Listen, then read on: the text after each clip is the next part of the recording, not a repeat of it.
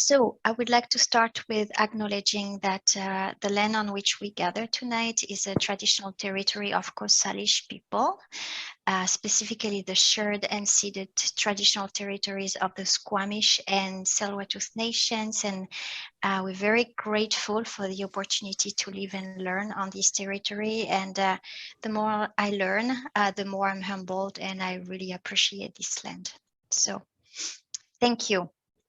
And with that, opening the call with a very, very special meetup between For Our Kids, North Shore, BC here, and Anita from the Instagram account I've been starting to follow furiously more and more so here tonight that I'll talk a little bit more about, and Anita will introduce herself a little bit about For Our Kids, since I see that there are some names I don't recognize and you might not be familiar with our organization.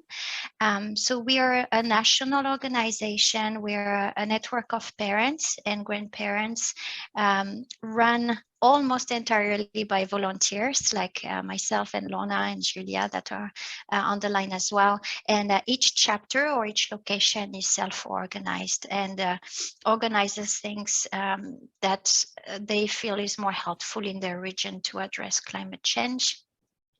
Of course, we've been active with the elections that were coming up to interview participants or candidates from all parties. All growth logging, of course, has taken quite a bit of time. You may have heard some breaking news tonight. I don't know if you have. We can talk about that a little bit later. And we ran monthly series on topics from solar panels to regenerative agriculture or building in a sustainable way. So that's about For Our Kids. But now I would like to introduce Anita. We're super, super, super happy to have a fireside chat with Anita tonight. She's the founder of We Trash Talk, an Instagram account, and she's followed by, I think, about 3,000 followers and fans. There were so many people raving about this session when I started to introduce it on Instagram. And Anita shares tips, resources, stories to really help people lower their carbon footprint in simple and accessible ways. So she's there to educate us, inspire us, talks about sustainable practices, making a positive impact, and she really embraces the environment, also the human health and the economy. So amazing tips, amazing videos, stories, and she often features also a very adorable little guy who's now in bed. So really, really fun and informative account to follow. So that's just my little intro about Anita. And Anita, I would like to leave it to you to introduce yourself as well and add anything you'd like to. And following that, I have a few prepared questions for you, but we really want to make this interactive and have people being able to chat with you as well. So feel free to also add your comments in the chat or just speak up and chat with Anita. So this is open for everyone to discuss. But on that, I'll leave it with you, Anita, to have a bit of a word with the room today. Okay, well, thank you so much for the introduction, and very honored to be here and so grateful for all of you for tuning in tonight on an evening. Yeah, so I'm Anita, founder of We Trash Talk, and pretty much it's my outlet of blogging and writing about what I'm about, and a passion that I've been following for 20 years, which started in California when I was living there, where I was charged for using water. They banned plastic bags. They started composting. And so, yeah, 20 years ago, that's when I started that path of the journey of living sustainably. I don't think the word sustainable was mainstream yet. I don't think zero waste was mainstream, the word. But being green was always inherent in me and my family, in very various ways. Like I'm sure all of you have that history of growing up with parents and zero waste living. I did what really escalated my passion was when I became pregnant in 2018. I started doing a guerrilla marketing promotion of the No Straw campaign in my neighborhood in what's called Hastings Sunrise in East Vancouver. So me and my pregnant belly, I had posters, and I just went to all the restaurants that I frequented, talked to the managers, and used the straw as a symbol of, this is something that we don't need, that we need to start educating your customers that option is this and that. So I did a lot of educating through that way. And ultimately I had a chance to speak at the Vancouver City Council in August to present my case along with other anti-straw folks, which was great. So that was my first real taste of how it was to work with political leaders, members. And when I got pregnant, I met Laurel Hart, who is one of the founders of Babies for Climate Action, and we collaborate here and there. But that's how it's all kind of blossomed into everything. And becoming a parent has just made it a bit more important and a priority. And I've also decided to switch my career from corporate marketing and gone back to school. In school now at SFU, studying sustainable development, because that's where I want to pour my next 40 years or next 50 years in my life, doing something I love. And that's pretty much it. That's me. And if you have, and I love this format. I'm usually doing presentations and it's all me talking. So I love the interactiveness, and I would love any kind of two-way questions and answers. Yeah, thank you so much, Anita, for the intro. And I'll start with the touch around the children. There might be a few here in the audience who have kids or grandkids, and it's great to see you're invested in sustainability and the environment for so long. And I'm hearing that getting pregnant and having a pregnant belly, talking about straws, it's really accelerated your activism. Mm-hmm. And my simple question is, how do you do it all? How do you stay on top of your online presence and learning about what's happening, what you want to share with others, etc., together with being in school and being a mom and relating to people in the audience these days? Life is so busy. If it's not school and a toddler, it may be some of the things that keep you busy. So do you have a secret sauce? How do you keep at it?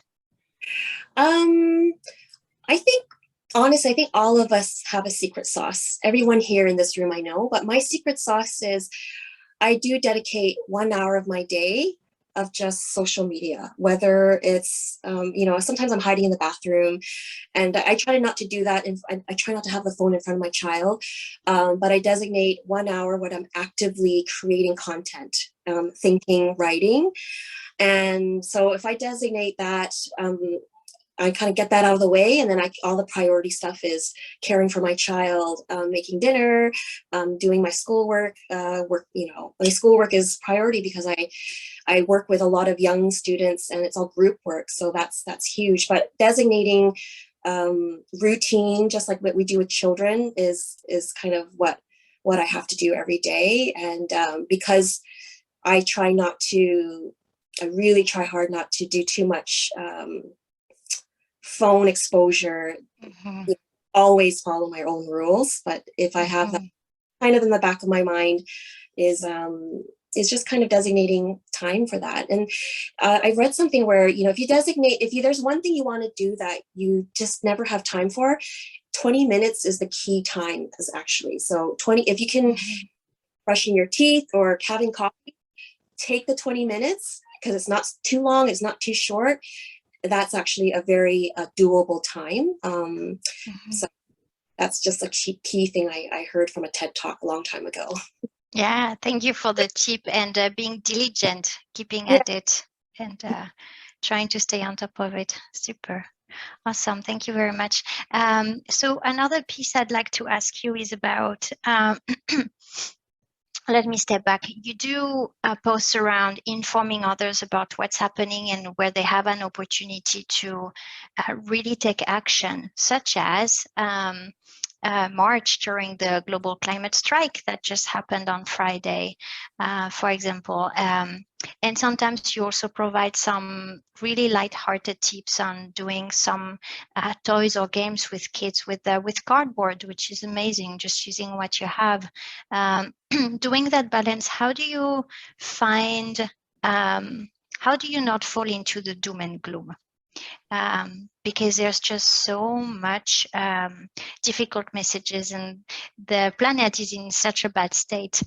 How do you manage to balance it, all this news with not falling into complete anxiety and still keeping the tips upbeat? Well, I definitely have doomism. It comes and goes, and I can get emotional talking about it. But I think for me personally, and I know another influencer that is a sustainable influencer, we talk a lot online. Connecting with our community is what gives me sort of an uplift, a rejuvenation of hope. And it's as simple as things as being part of a Buy Nothing group, right? It's the group, you just give away stuff. But I've met people over outside in the courtyard. I would wait for that person to come instead of leaving it at the front door. I'm like, I really, really want to meet these people. And I think it's just when you feel connection, and we're all social creatures, it does something for you. It's just like, this is why I want to do what I want to do. And at the end of the day, you need your community. Well, no matter what's in the world, the resilience in a community is what yes, you have your family, but outside your family are your neighbors. And that's what I learned during COVID, is that resilience is so important to have. I don't know if our country has resilience, but I think my community has resilience because we know so many people. We support each other through our own network, our group. So that helps me. But when I read something like the Z generation, people born after 1996, I think there's like 6 in 10 children that are 16 to 25 years old. They are worried about the future. They're the ones that are suffering a lot. And they're adults yet. Their brains aren't even developed until they're 25. And then I worry about my child. So in a way, I feel like, okay, I can't spend my time being sad, because I did contribute to what this world is now. I was a contributor. I drive, so I have to take that responsibility. And so I'm actually more concerned for the future generation and the children that were born during COVID, children born during 2020. I read that they will have to go through at least 30 extreme heat waves. Wow. In their lifetime. And how many have I experienced? I think 2. And so I think it's not transferring that doomism, but looking at, okay, how can I make that better for that future generation? Like, take that doomism, work it out by connecting with your community people, and with the community, how do you help the future generation? And I think that's what I'm learning still and continuing to do as I'm still connecting with business owners here and neighbors. Sorry for actually really sad, but it's reality. It is. Absolutely. And I think having conversations with young children kind of reminds you of that this is the reality we live in, but that they will live in for a lot longer than we do. And how do you address that? So have you had difficult questions from your child already about what he may see with waste on the ground, with plastic, or those big trees are being cut, etc.? How do you find the words? Does it come easily? Do you have to think about it? How do you get there to have that conversation at a child level without scaring them too much? I think, well, for my child, he's not 3 yet. Um, but so the one thing I'm actually trying to prepare down the road of how will I communicate with him through books and stories and examples. But for now, it's really basic. Like I think at a very young age, he knew what garbage was, because we have relatively clean parks here, and I think he just like maybe 14 months, and he picked up a one of those yogurt lids, handed it to me, and so I think in that sense, it's interesting how children see a natural beauty, and then they see something plastic in front of them that doesn't belong. So it's kind of just a natural thing, I think, for children, and to helping them build compassion. And I think when you start helping them build their empathy and compassion, I think those stories are more easily absorbed when they're old. Yes. Yeah, and I don't know how old your children are. I think by over 3, there might be some more conversations, but even with the Every Child Matters, like, all of this matters, right? It's all about social justice and sustainability. You got to have both working together, to have a healthy planet and healthy people. And for him, it was, helping me cut up little orange t-shirts, but but we can look back later when he's older, like, this is why we do it, and, piece it together.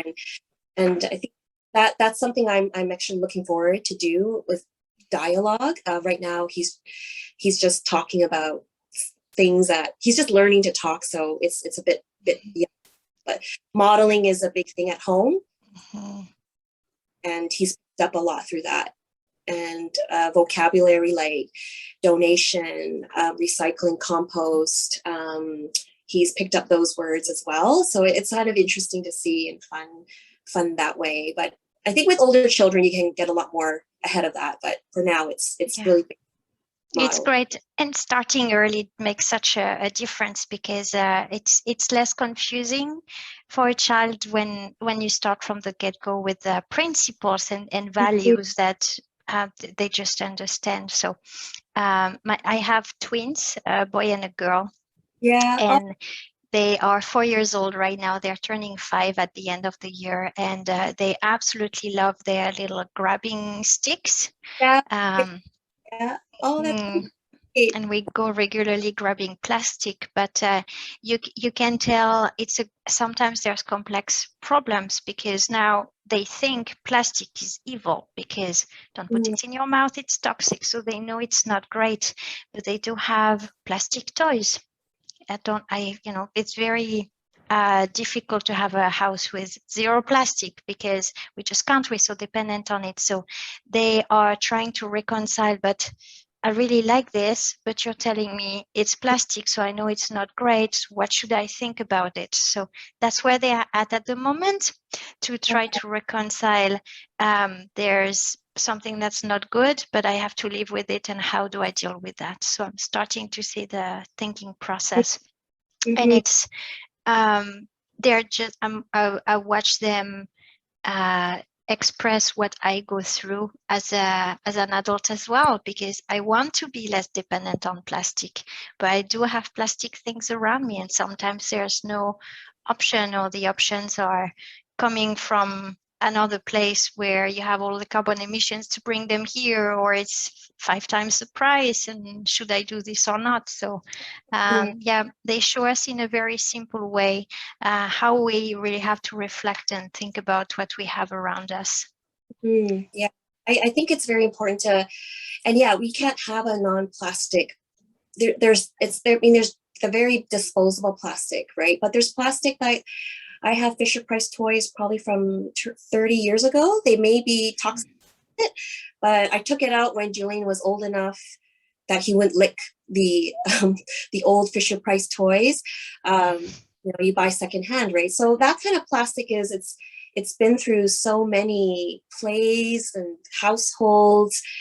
But you've got the plastic fork, where do we really reuse those plastic forks? No, I think most people just toss it at the end. We don't really wash it in the tap. So it's like another layer of explaining, there's that we do need, right? Like helmets are made of plastic, and the bikes are made of plastic. So, you know, in the end, we have to really start dialing it down. Like, yeah, how do we differentiate what's necessary, not necessary? Yeah. Yeah, thank you. So Anita, I could talk about children and my children for the rest of the talk. I'd like to just take a step back on your Instagram account. And it's a very, very broad question, but with the time you spend on it, and you have a great following now, what do you want to achieve? What's the number one thing you wish people would do differently, or you wish people would take action on? I'm planting seeds. I'm kind of looking at my Instagram as a garden, and however many followers are following me, I want to plant seeds and make them think that whatever you're good at, apply that to making the world better. If you're a writer, write about it. If you are a leader at work, form a sustainable committee. If you're a bookworm, read about it. Listen to podcasts. Do something to educate, because now is like not the time to say, well, what am I going to do? I can't make a difference. Because when the climate emergence, we're in a climate crisis, when it actually happens, I honestly believe that the more people know about what's happening and why things are happening and how they can help, the more control they will have. I feel like I realized that when the pandemic hit, because everyone was panicking about toilet paper and soap. And my husband and I were like, this is so weird to us. We were like, this is like crazy. And I think because I make my own soap, toilet paper, we don't use a lot of it. We sometimes use reusable cloths, depending, whatever. But it was just like, that was a little example of a crisis where we were able to just kind of be like, okay, well, we don't need to be part of that, because that in that way we're okay. So I feel like whatever you're good at, use that talent and apply it to a healthy planet. And even if it's putting important messages on your Instagram is something, amplifying messages, writing to your member of parliament. And do you know who your member of parliament is? You know, are you following their Instagram? Who are you following? Those are the little things that you can start doing. And it always starts with the little things, and it just becomes bigger once you are more connected with that community and you're more vested in. And I think that's what I want, is planting these seeds so people can start using what they're good at and applying that to save the planet. Thank you, Anita. That's very inspiring. I don't know how to follow from there. Thank you very much. Do you think anyone can or should plant seeds then? Yes, everyone should be doing that in their own way, whether it's conversations, whether it's sharing an Instagram post, whether it's talking to their parents and saying, hey, you should do this instead. It gets awkward, right? When I was working before I got pregnant, I was just doing my sustainable stuff. People were like, oh, what's that? What is that? Oh, is that a beeswax? Oh, let's do a workshop on that. And, oh, reusable straws. Oh yeah, we definitely need it. Let's get everyone that a usable straw for Christmas. And I didn't even say a word. They just loved my little zero waste kit. And because people just want to fit in, right? And even though I'm an odd number, the media was covering zero waste living a few years ago, right? So people are social creatures. People want to fit in, and everyone can plant seeds every day. I still plant seeds with my husband. And you really need to. Can you stop that tap water? Do you really need to keep that water? No. Do we really need to buy tinfoil? No, we haven't used tinfoil in years. Oh, these are great. So those are the little planting seeds. And I went flower. My sister last week, she wanted to buy some flowers, and she at Whole Foods, there's a section of all plastic wrapped flowers, and there's one Mm. section brown paper wrapped.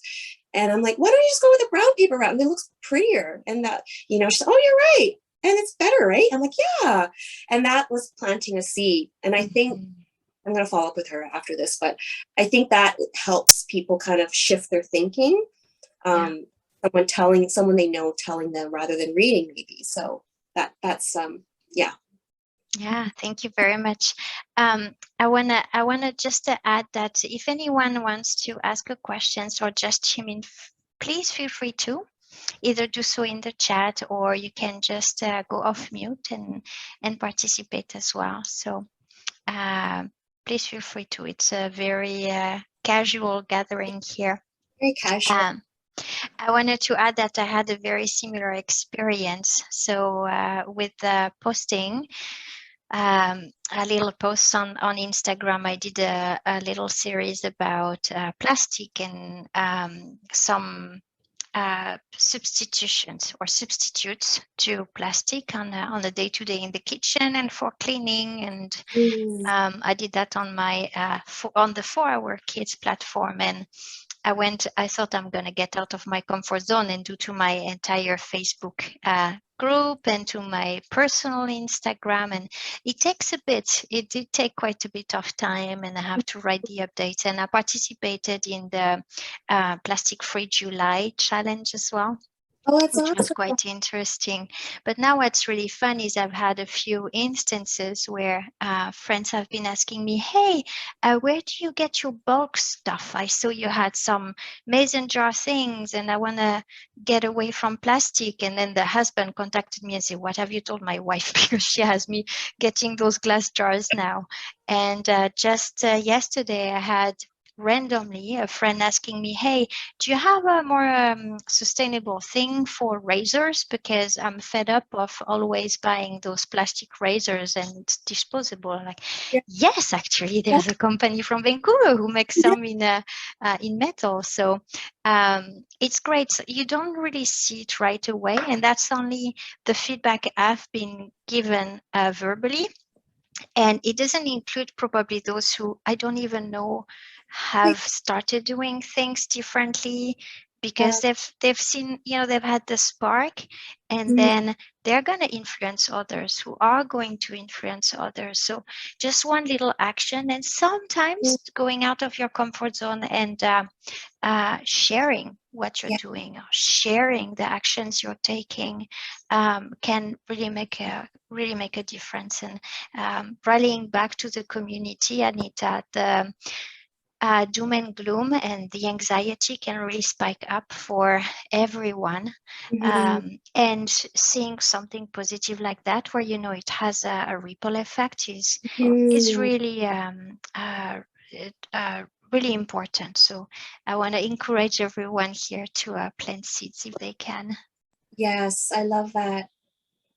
Did you read Harvard, the most expensive school in the US? They have stopped supporting fossil fuel companies based on climate activists from students years ago. So I just feel like those stories probably started with one environmentalist, and it impacted now that they're going to pull away from investing in fossil fuels. So it's amazing. Amazing that one person can make a difference. It just takes time sometimes. Absolutely. And that can feel defeat. You might feel defeated before even having started, especially when you talk about the big industry, the big lobby, and that there's just so much power behind that. But then here you hear those stories where it is actually possible, and it's becoming more and more visible also. So big changes coming. Anita, we have a few questions coming up, so I might read them as we go.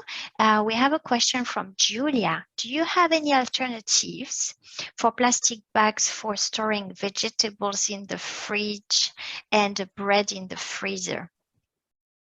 Oh, instead of plastic bags. Oh, it depends what vegetables. So every vegetable is different. Like spinach, which I buy a lot of, I use a cloth bag or a pillowcase, whatever. You have a cotton bag that can absorb the water. But if you can also put it in an airtight container, but with a cloth inside, because spinach can't get wet. So, but broccoli needs to be wet. So broccoli needs to be stored like a flower in a mason jar with water. And parsley has to be the same, and so does carrots. What other vegetables do we have? Cabbage. I use beeswax wrap is amazing for cabbage, for saving my cabbage. We eat a lot of that because that's what my son eats, only vegetable he eats. So we bought the big one from I bought it from a local beeswax maker. So it's been amazing for that. But airtight containers, yeah, for spinach, things that need, yes. I think that's, yeah. What else? What other? There's big vegetables. Let me know. There's a different ways. And bread.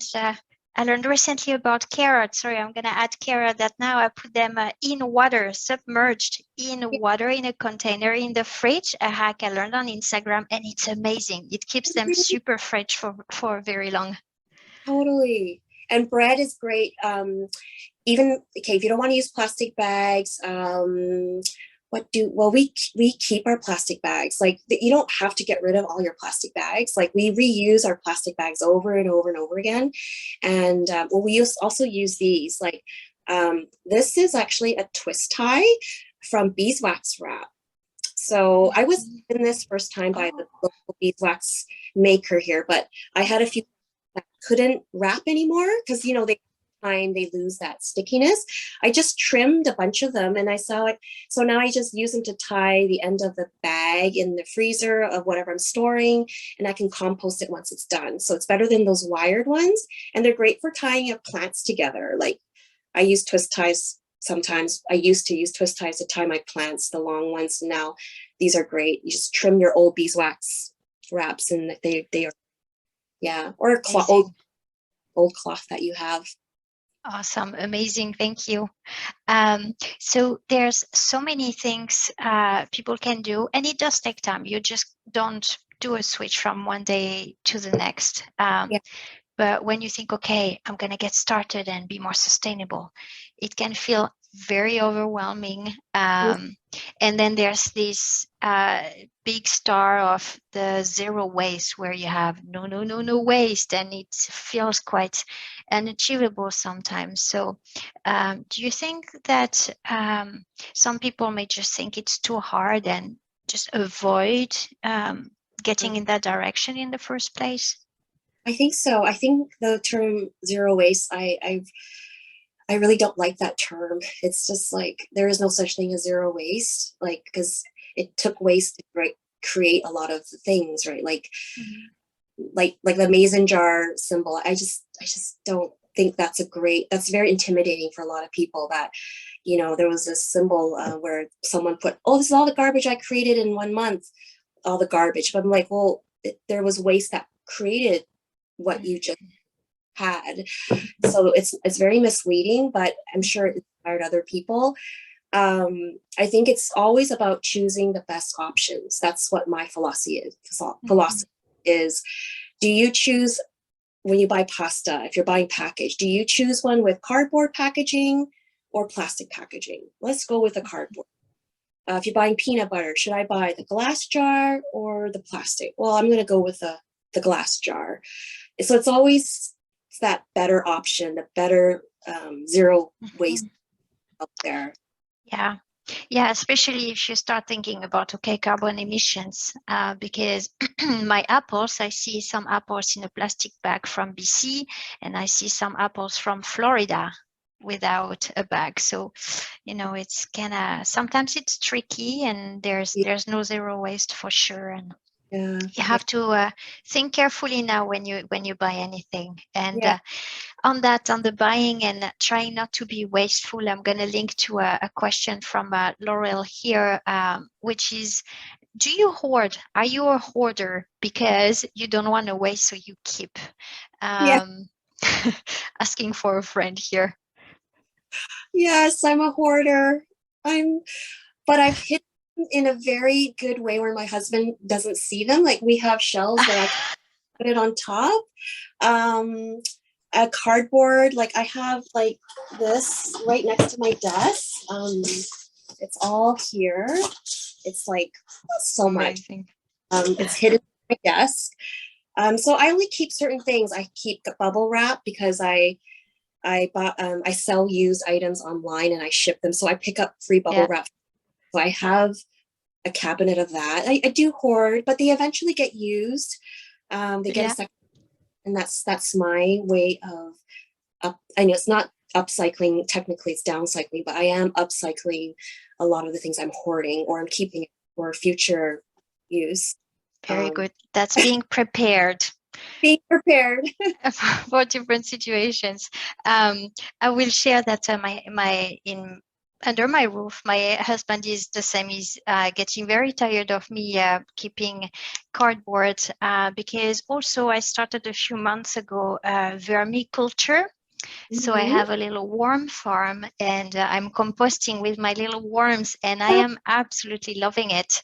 There was a carbon footprint because it had to come here from Ontario, but I have worm boxes that are made of wood and not plastic. And it's only been a few months, so it's not taking all of our food waste, but they do take some, and they also need brown paper and cardboard. So I'm hoarding a lot for my little worms as well. Oh, your kids must love it. They love it. Absolutely. My daughter will say, "Oh, she's so cute. Look at the little worm." And they really want to feed them. And I can't speak too loudly when the box is open, not to disturb them, etc. It's amazing for kids. So I do invite anyone to really take advantage of a little bit of space you have in the kitchen. It does not stink and it's super fun to do. Yeah. So I'm gonna go back on school programs, etc. We have a couple questions now that I squeeze in my kids in there again. The first one is we're back to school, parent volunteering, fundraising events, starting to try and get funds for the school, and there's a lot of very wasteful types of fundraising out there. And here I had a question from Julia on suggestions for eco-friendly or ethical school fundraising. Have you seen anything or any suggestions from you on that? Ethical fundraising. I think the last fundraiser I supported was a physical activity by kindergartens. It was basically for raising money for school supplies, and it was a piece of paper they used to get people's signature to pledge how much money, but they did a lot of basically how many times around the track can they run for a certain amount of time times the amount of dollars. So that was a very waste-free type of fundraiser. It's healthy, the children are running, it's for school supplies because we know schools are underfunded, they need the that was an example. I'm not involved that much yet because my son's, but if there's a specific question about it, I can definitely, put on my thinking cap and, if, it's a very big question. So I'm not sure, there's growing your garden type of fundraiser, right? So like if you think about what's sustainable, what can you do around that product? And I always think children and growing their own food is such a great way to use to encourage. So I think incorporating that in a fundraiser would be a good idea. How I could think about something and person, because growing food is one thing. You're helping children learn about not food and respecting food or plant and taking care of something, and you're also raising. Awesome, thank you. I have a comment from Laurie. Selling trees wrapped in burlap could be a really nice one, because I did participate in a fundraising where the school was giving or selling plants, which is awesome. It's like, but they all come in plastic pots, so there's always little pieces. We did brainstorm some ideas. I'm just gonna pop it here because others might find it interesting to try and try to get your school to buy into that, but partner with local businesses who need business, focus on experiences, and maybe you get the parents an experience at a discounted price, participates to the fundraising, but also helps local businesses to get more revenue in. So just wanted to share that other one. I think baking too. Baking is wonderful. Like, yeah. Question on school, but about your schooling, Anita, here. So you're back to school with the sustainability program, and I have a question from Jinwa here, who's wondering how your experience with your current school program may be influencing how you think about sustainability, and anything that's coming out of that already. Yeah, I'm focusing a lot this semester about urban planning policy. And what's coming a lot out of that is we're talking a lot about inequity, especially homeless people, marginalized people, Indigenous people, and how urban planning started because of racism. And so it goes really deep this semester. It's not like previous semesters, but I'm really interested in the topic because it really takes us back to the 1940s when cities were being built to prevent the mix of wealthy and the poor, and so that's something that I'm really interested in because as we have 8 billion people now, but we're going to have, by 2050, it's going to go up to about 10 billion. And most of them are going to be living in cities. So I feel like it's really given me an idea of going into that realm of helping planning sustainable communities, because without healthy communities, there's no healthy planet, right? We need healthy people to create healthy planet. We can't just depend on the weather. Like, we need people to, act on protecting their planet and their community. So that's what I'm going through a lot is decolonization. What does that mean for individuals as a parent, and how do we sway political leaders in that sense? Yeah. Mm-hmm. Yeah, very good. Thank you. I see you very outspoken about indigenous culture and our reconciliation efforts we need to do. And I did use one tip. I should have brought it at my desk here, but you had a tip about if you can't get your hand on an orange t-shirt, and I do not want to buy an orange t-shirt that's not that from an indigenous shop, why don't you make a little pin with some felt or cardboard and color orange and have it yourself and your children wear. So that's what I've been doing with my kids. They've been going to school since Monday with their little orange little pin felt piece. So yeah, thank you. And on that, talking about clothing, that's a segue to Alex's question. Do you have any comments or thoughts you can share about that makes me cringe, fast fashion or clothing waste? Yes. Well, it's a lot. It's that's why I don't donate clothes. Cradle to cradle. Yeah. So the question was, what's my thought on fast fashion? Any comments? I mean, it's a big question. There's It's a big question because it's something I haven't really tackled much, because there's so many influence out there promoting fast fashion and celebrities promoting fast fashion. And I feel like it's one of the biggest industries that has carbon footprint, right? 80, at least 85% of what we donate gets thrown in the landfill or, gets taken to the global South countries, right? And they don't want all of that, and so we really have to do our part. And I really think consumers, as people like ourselves, I think we can do better. I think that would be a good start. I think that is an easy start, is not just don't buy fast fashion, and if you are buying, research. Yeah. We really need to start researching everything we buy. It's not just clothing, but yeah. And if they're not transparent, I don't support that company. If they don't have that on their website, and if you write them and they don't write back, or they come back with an email, which I wrote to one company which I used to shop at, and I talked about, it's, you know, your website covers this, but what is your manufacturing process? Like, I know you give back to Union Gospel Mission, but what happens before it gets to Canada?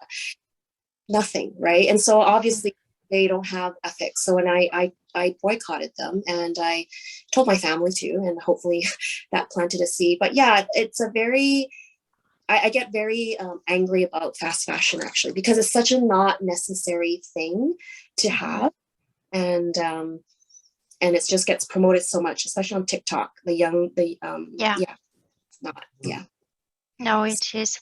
As you say, we have to take ownership in doing the research, and I think it starts with education, because so many people just don't know, and you're a bit brainwashed with what's on mainstream media and what the celebrities, influencers are doing, and yeah, it's such a big topic. I think we're only starting to scratch the surface. We know oil is not good for the planet. I think we're not there yet as a main part of our people knowing that fast fashion is not good for the planet either. It's the second most polluting industry in the world. It's 85% of all clothes fashion ends up in the landfill. Most of it is actually burned, and it's the biggest industry also employing child labor. Yes. Something absolute, and of course it was just unspeakable. And having children and buying clothes for yourself or your children, knowing that they've been touched by little hands to make them and make a living, is pretty sad. And I think we do have a responsibility to just not turn a blind eye on that, and try and make different choices. Secondhand is awesome. Circular economy is awesome, and we got to make it trendy. And it's hard because until women realize, and I don't want to generalize, but it's mostly women who buy fast fashion. Until women realize that we're good enough with what we have, this capitalism that's telling us you're never good enough, you're never pretty enough, you don't have the best clothes, until we realize it's all BS, then a new revolution will happen. Then, you know, but we were, as a little girl, I was taught, my nose was flat, I was too tall, I had big hips, and it still sticks with me, right? So it's like, I always want clothes that will cover this and cover that, because the media shown us that. So until that is gone, we're going to continue. People are going to still buy because it's just what the Kardashians do. Yeah, exactly. And that's just, you feel down, just have a shopping whatever spree, or however it's called. It's just so in the so in the culture. I like your comment, Alex. The shirt he's wearing is 12 years. Had it for 12 years, so yeah. Looking good. Awesome. So on finding the best companies, so you shared, Anita, you had connected with your with the company you had been buying from, and found out the ethic wasn't really there. Do you have tips, shortcuts, recommendations on how to get to the best companies? Because there's so much we have to research on, we want to know. Sometimes I don't have time, so I'm just gonna Google and maybe go on Amazon or to my go-to and quickly buy because it's just convenient.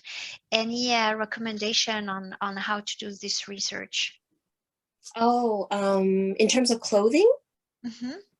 Well, yeah, there's an app that you could use. That's a good start, is not just looking at their website and writing to, whoever their website, their public outreach. But yeah, the Good on You app. Oh, there it is. You have it. Yeah, I did download it and I started using Yeah. it since you've posted that. The Oh, app yeah. is called Good on You.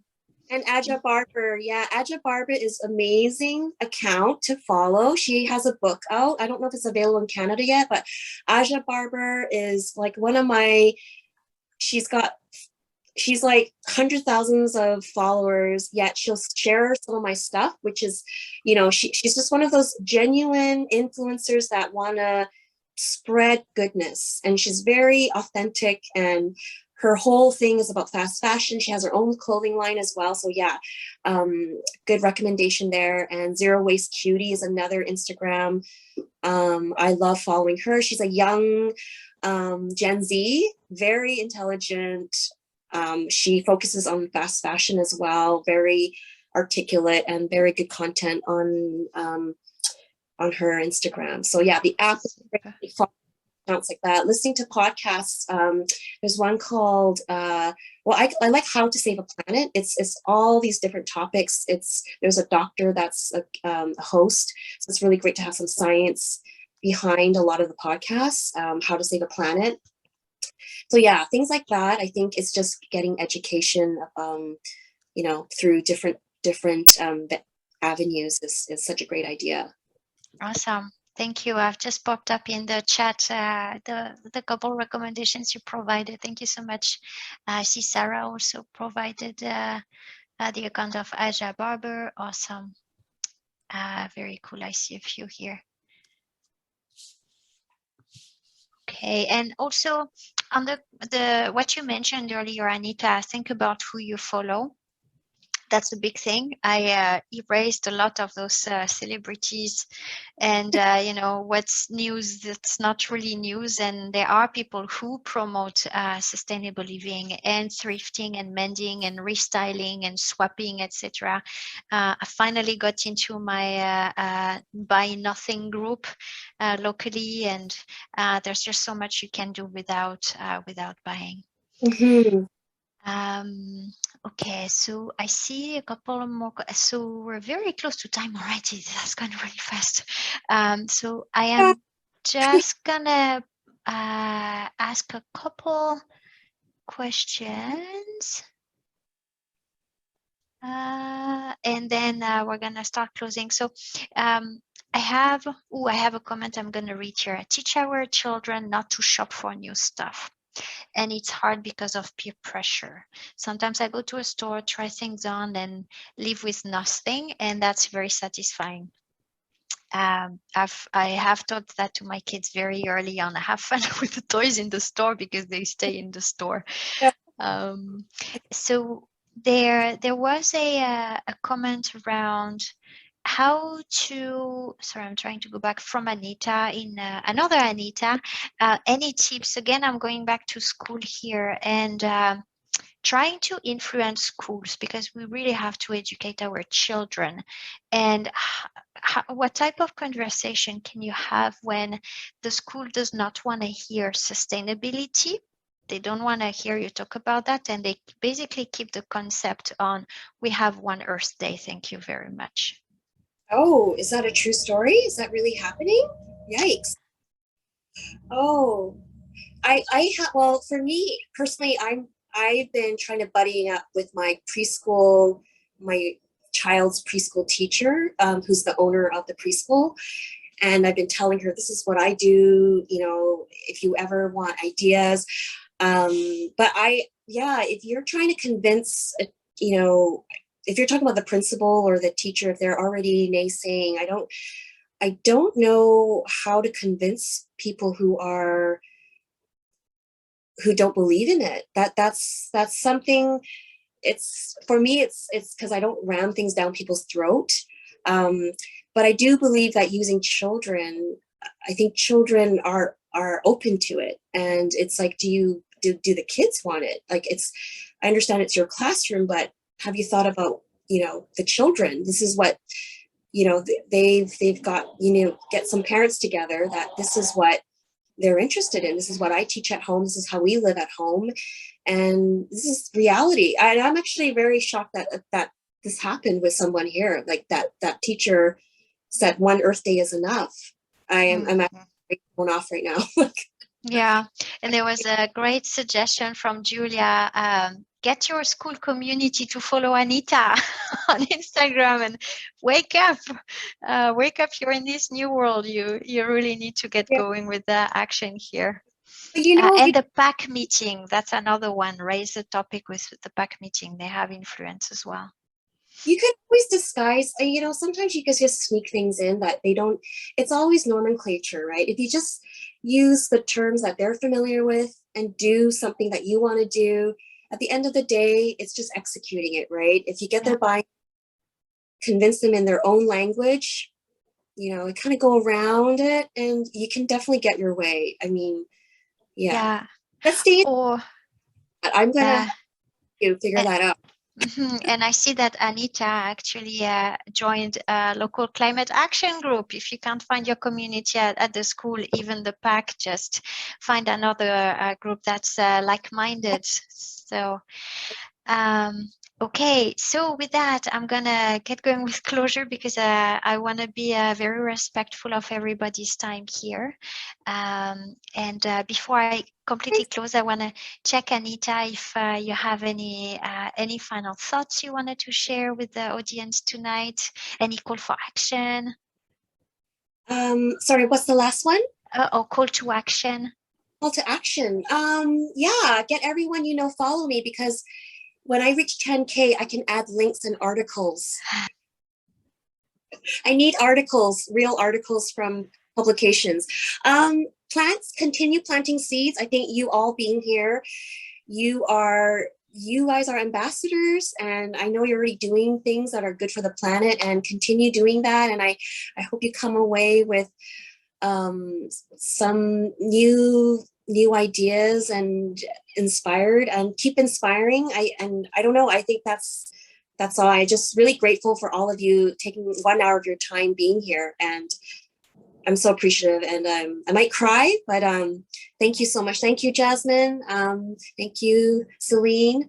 Yeah. Oh, and I want to show you my little hack that I carry around for me. Baking soda is my savior to children, right?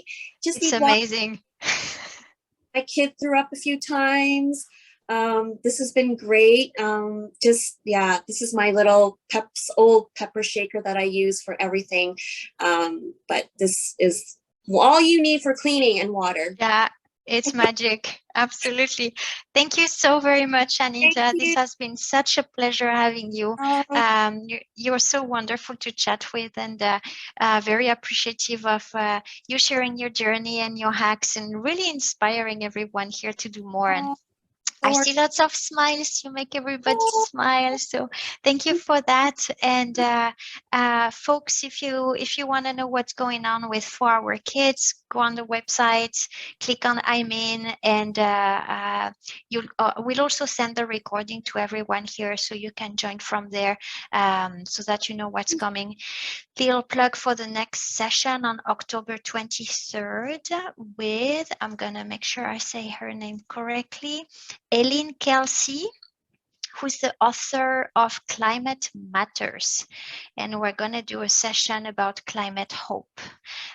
So I'll be sure to put that on Instagram, and that might be timely with the days becoming shorter, more rain, and people starting to feel a little yucky. That's just keeping the climate hope. I want to see more smiles and more action, and that continuing. So thank you, everyone. Lots of love. Thank you again, Anita.